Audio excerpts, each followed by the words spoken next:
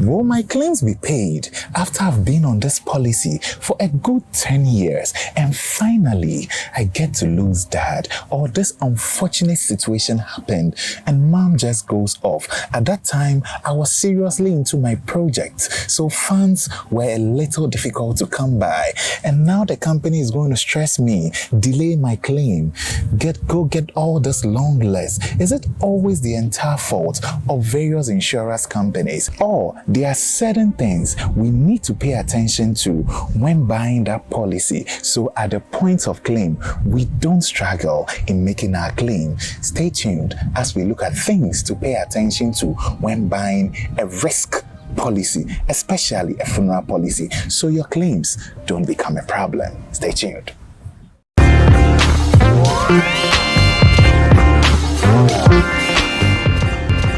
You got Jacob Jackson here. You're welcome to my YouTube channel, Insurance Today. If today is your first time you are joining me here, you are right to receive very good tips on insurance policies. Don't forget to subscribe, so anytime I get to drop a video, hey, you got to know all those insightful tips you got to know about insurance before jumping onto a policy.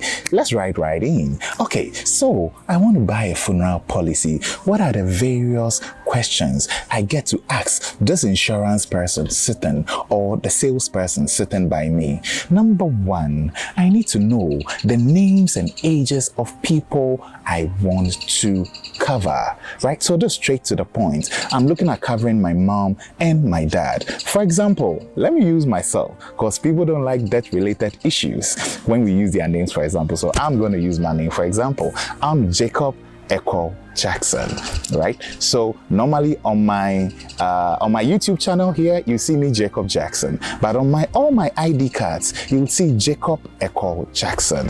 But I have other local names like Teria, like Ketri, right? So when if I'm happen to be your dad and you are buying a policy for me, I expect you have my first names and surname, Jacob Jackson. Put it in there. Do I have any other common names I'm called by? Echo Teria Ketri. Remember to add it there. What are the reasons we want to make sure even common names of the person is right in there? You may be at your office very busy. You may not know the person carrying your mom or your dad to the hospital in times of an unexpected event. He may give his common names at the morgue or at the hospital. Oh, he's normally known as Echo Teria or Echo Jackson, right? So that's what they use for the mortuary certificates. Even the medical course of they used Echo Teria Jackson. That's what they use. But you know your dad's English name is what? Jacob Jackson. He's normally called at home by what? Echo and Teria Ketri, right? So should you use only Jacob Jackson and there is an uncertain event, now you go and bring the medical cause of death or mortuary receipt, and what are the names we have there? We have Echo Teria in there. Now what shows that this Jacob Jackson you used in your policy is the same person as what? Echo Teria. And oftentimes the company will carry on to let you know that bring other documents that shows that these two names are the same person. It can be what? His ID cards that have all the names there. Sometimes when we are going through these processes with clients, people feel like, hey, you are stressing me. I've been with you over 5, over 2 years, over 7 years. It's not now that I have a claim that you are telling me to go and bring something that will prove that these two names are the same. So to avoid all this, make sure when you take in a policy, apart from you knowing your parents' real name, what we may refer to as what? First and surname, ask of any common names that he's called with at home with. So if he's called Jacob Jackson, like myself, then common names, Echo Teria Ketri. So you can have Jacob Echo Teria Ketri Jackson. Quickly, we move to also the ages, right? So some people may go like, I don't know my parents' age. Won't you people stress me when it's time for claim? Okay, you may not know your parents' age, but at least you can give us a fair view of the range that they are. For example, if I'm 66 years, 68 years, 69 years, 70 years. I'm in the range of late 60s. So even if you are not sure of the exact age your parents have, you don't know their date of birth, at least be sure of the range they are in. So my mom is what? Late 60s, or my dad is late 60s. So if I'm late 60s, then I'm within the range of 66 to 70 years. If I'm in early 70s, that means I'm within 71 to 75 years. Be sure of what at least the ranges they find themselves there. Very important.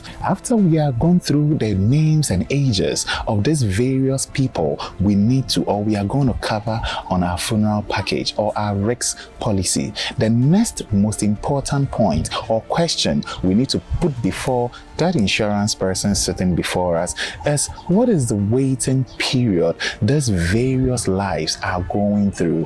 What is waiting period? In insurance, the number of months you wait before you become eligible to make a claim after taking a risk or a funeral policy is a waiting period. Some may be 6 months, others may be 1 year. So give the various names and ages to the insurance person sitting before you and find out what is the waiting period. Some may be 6 months. So 6 months is from when you are buying to the set month. That means you are eligible to make the claim should the unforeseen happens. Some ages may have different waiting periods. Someone who is maybe 90 years, if the insurance company is covering, may not have the same waiting period as somebody who is 60 years. Yes, because the person who is 90's risk is very high, and insurance companies always deal with what we call risk assessment, because somebody who is 90 years, the probability of we losing this person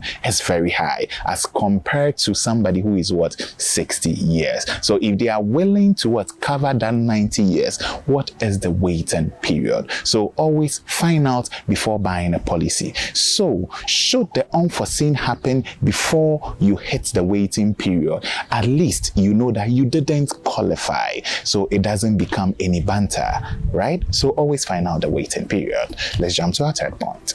Taking a policy and covering yourself is a love letter you've written to your dependents and your beneficiaries as well. Oftentimes when we get to buy funeral policies, what we get to say is, hey, just cover my parents. I don't want to be covered. It's not a bad idea though, but it is always advisable to cover yourselves, right? Because you may never tell, although we don't want to hear the issue of death around us. Now, what are the advantages of covering ourselves? We know that should the unforeseen happen, we know there is something going towards our beneficiaries. So when you are buying a RICS policy, always know what are the implications of me covering myself or not covering myself. Sometimes with most funeral policies, when you don't cover yourself, the waiver of premium does not apply. What is the waiver of premium? That means should the unforeseen happens to you first, the various lives in there, remember you didn't cover yourself, so should the unforeseen happen, they are not paying anything to your trustee or your dependents because you didn't cover yourself. The number two thing is, if the trustee or the next of kin wants to make any claim on the people even on the policy, unless he continues contributing toward the policy. That is how most policies are drafted. But yes, still try and interrogate the salesperson that what are the various implications when I cover myself and when I don't cover myself. But if the need be, make sure you cover yourself on all policies you find yourself in there. You may never tell. It will be a sweet love letter you write to your dependents and your children.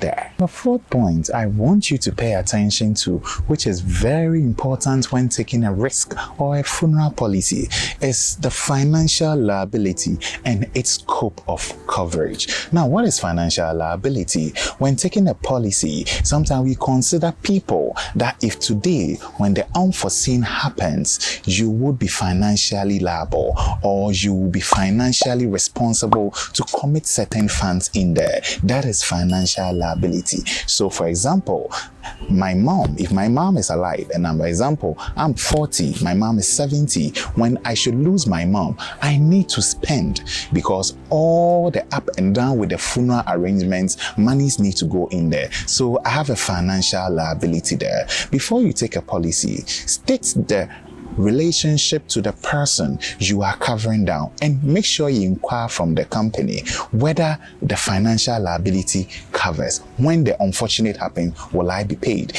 Because you cannot just be in the office with your boss or a colleague. You are aware he's suffering from a strange kidney sickness, and you know for sure this person will kick the bucket in no time, and you just want to pick an insurance or a funeral policy for this person. You will be causing insurance companies a lot of harm. So the company has a right to deny this particular claim. So always find out, this person I'm covering, does my financial liability scope on this policy cover up to that extent? Will the company make payments of claims should the unforeseen happens? If various insurance companies around are not careful with such factors, they will end up paying a lot of claims, because people will be working in hospitals, they see an old friend suffering from a severe fever issue, and they want to pick a funeral policy for the person so they can make money should the unforeseen, or should the person die in a short period. And this will cripple a lot of insurance companies, so they need to also protect themselves. So kindly find out, your mom, you are good. Your dad,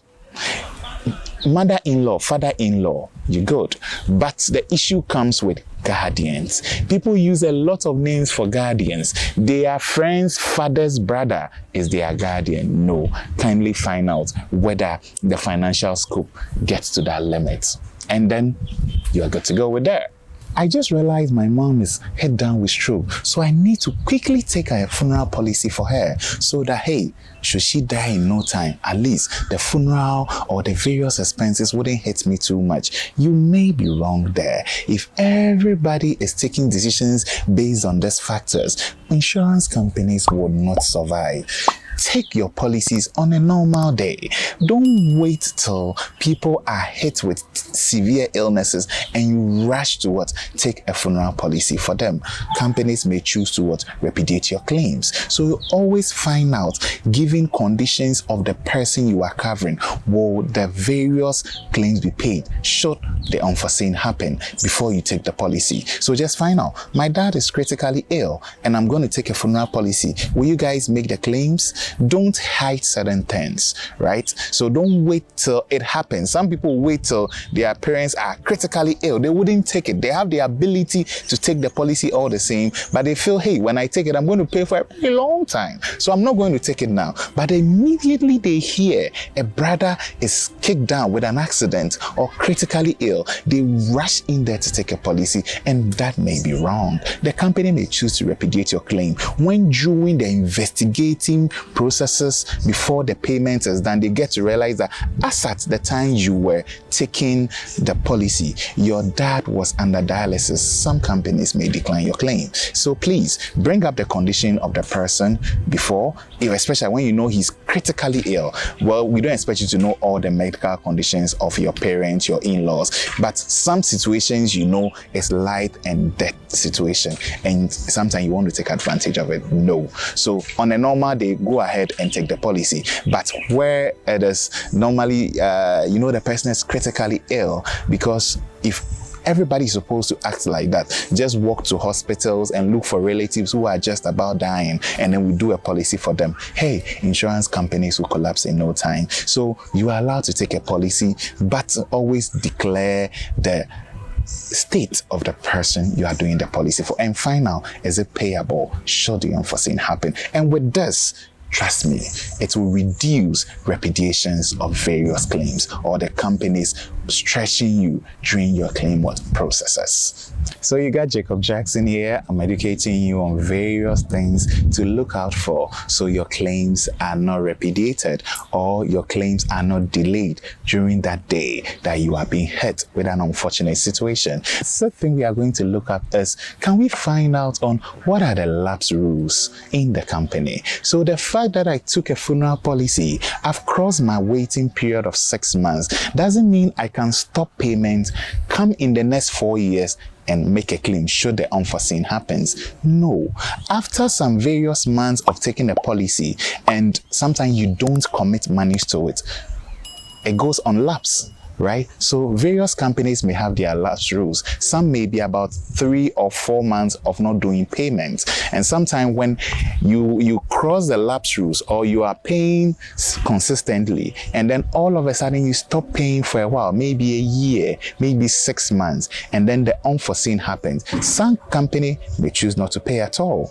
Other companies may recalculate your claim. Find out from the person you are buying your policy from or from the given company you are buying from that, hey, the policy I'm buying, should it be that I've not made payment or it lapses? How does claim go? Some policies even goes cancelled when payments have not been done for 3 consecutive years. So find out about the lapse rules, because you've taken a policy, you've paid for consistently 1 year, you stop payments for about 2 years, then after the 2nd year you lost a month, then you come, the company says, hey, we are not going to pay your claim because your policy has lapsed a long time ago.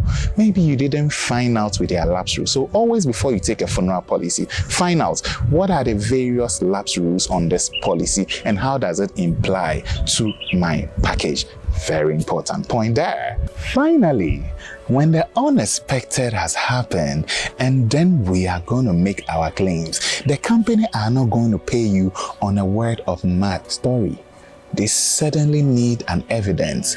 What documents will I need to make my claim should the event happen? Always try to find out, is it a death set? Is it a medical cause of death? Do I need an ID of my mom and dad should the event happen? Remember to take a picture and get it in your mail so you don't go searching for it when it happens, because you have a picture emailed to yourself. What other documents may you need should the event happen, right? So you know it's a death set, it's a medical. You are not planning their death. You are just preparing yourself ahead of time. So when it's time for claim, you don't struggle to make your claims at all. So find out, is it really death set, medical cause of death, mortuary receipt, ID of claimant, that is you making the claim. Which ID do you take when it comes to the deceased person? Find out on all these situations so that when it happens, you know what to go in for. On my next episode, we'll be looking at a very interesting topic. Now I've agreed to buy a policy. How much of my income